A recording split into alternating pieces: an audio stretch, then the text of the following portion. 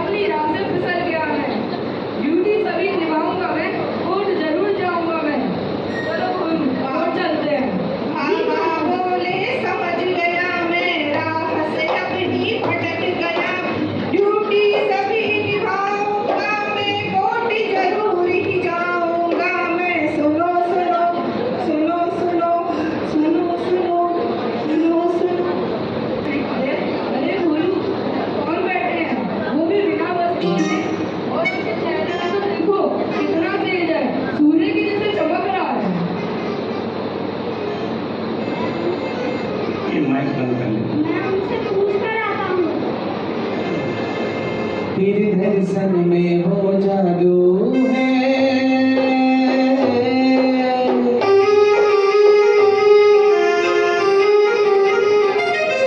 तेरे दर्शन में वो जादू है, बिन डोर खिंचा आता हो, जाना होता है और तेरी ओर चला आता हो, तेरी ओर चला आता हो,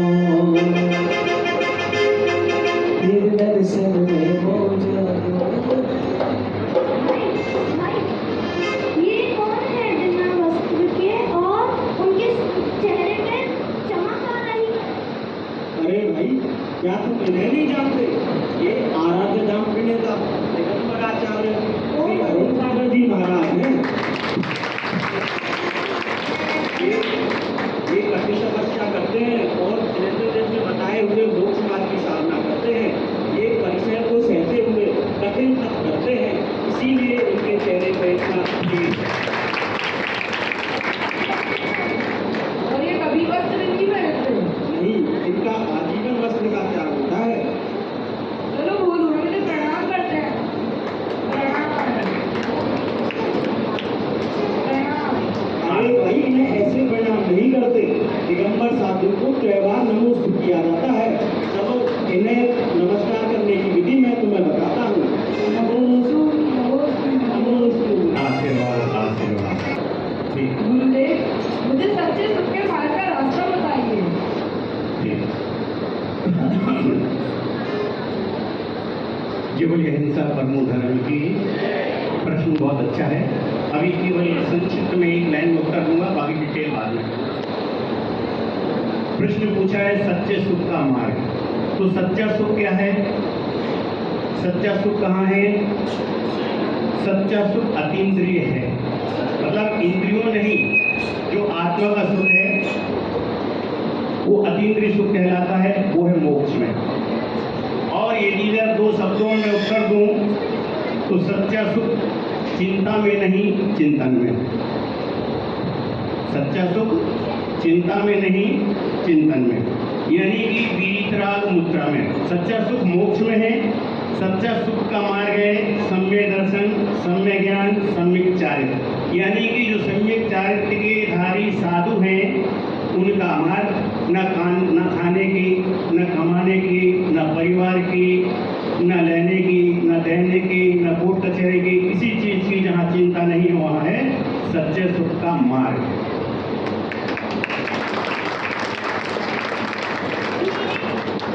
मेरी भी मन में एक शंका है हाँ, कि जैन मुनि महाराज अपने वस्त्र का क्यों त्यागते हैं? दूसरा प्रश्न है कि राज वस्त्र क्यों निर्धारण करते हैं? तो एक सरल शब्द में कहूँ, आया नंगा जाना नंगा, बीच में क्यों करता है दंगा? समझाया नहीं? जब जन्म होता है तो कैसा होता है?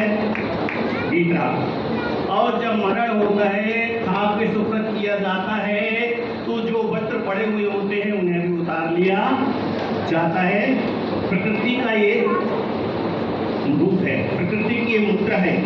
प्रकृति इसी रूप में देती है और इसी रूप में लेती है। इसका डिटेल बाद में मैं करूँगा।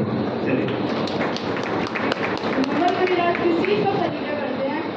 मुनिराज परिग्रह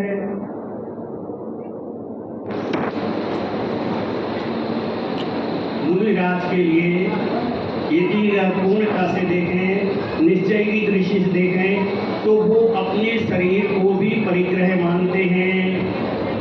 ये पिछली कमंडल शास्त्र जो उपकरण है वो भी परिग्रह स्वरूप हैं, लेकिन व्यवहार की क्रिया में जब निश्चय में नहीं है तो पिछली संयम का उपकरण है, कमंडल शुद्धि का उपकरण है, शास्त्र ज्ञान के उपकरण है, माला चिताई पेन कापी आदि उनकी साधना के उपकरण होते हैं।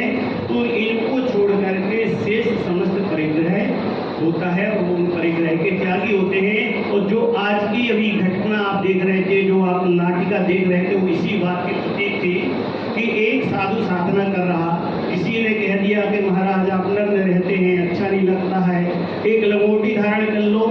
तो किसी के कहने से उन्होंने लंगोटी धारण कर ली। अब लंगोटी धारण करी तो क्या हुआ, लंगोटी को चूहा खा गया। अब चूहा से रक्षा के लिए बिल्ली आ गई। अब बिल्ली की भूख प्यास मिटाने के लिए गाय आ गई। अब गाय के लिए खेत चारा के लिए, अब उसके रखवाली के लिए घरवाली आ गई। तो एक बिल्ली से पूरी दिल्ली आ गई।